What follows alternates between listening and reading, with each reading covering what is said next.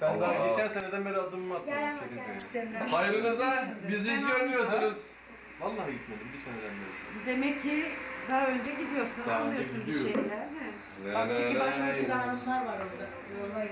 Hayır böyle. Ne? Ben Gökhan mıyım bu kadar koyuyorsun? Yani siz istemiyorum. Onun da etkisi var. Tabii canım. İyi Çok oldu. güzel kaynarlar. Çek kardeş. Çek kardeş. Çek. Çek. Ne ne ne ne ne ne ne. Ay düştü düştü. Düştü.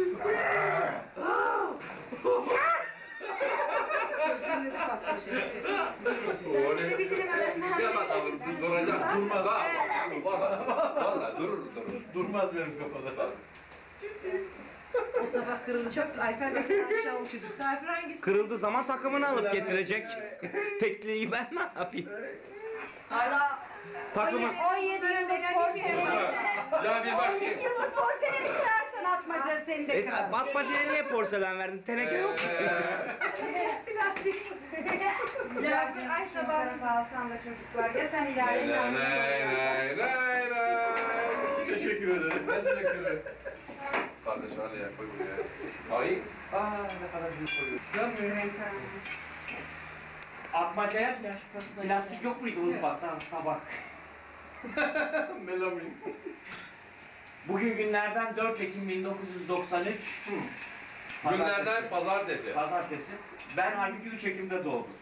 Beni bir gün geç doğurtturdunuz. Şimdi biz sana Ebe geç kaldı. şimdi Evi bir türlü çağıramadık. şimdi bir günlük bebek. Bir günlük. Şimdi bu sağlık için şekerli su. Bu tarafa geç, bu tarafa. Kaşık Yapmıyorsun bebeğin ağzını. Benim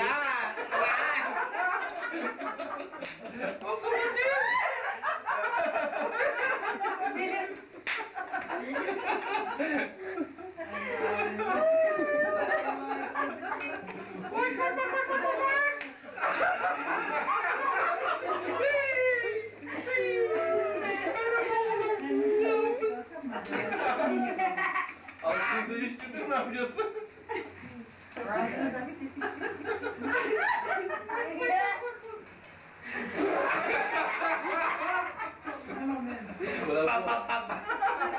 Gel biraz gaz çıkarak evlen. Tuvalete git.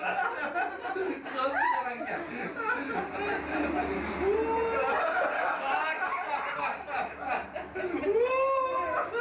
Biraz buraya bas. Gaz. Hadi bir altını değiştir.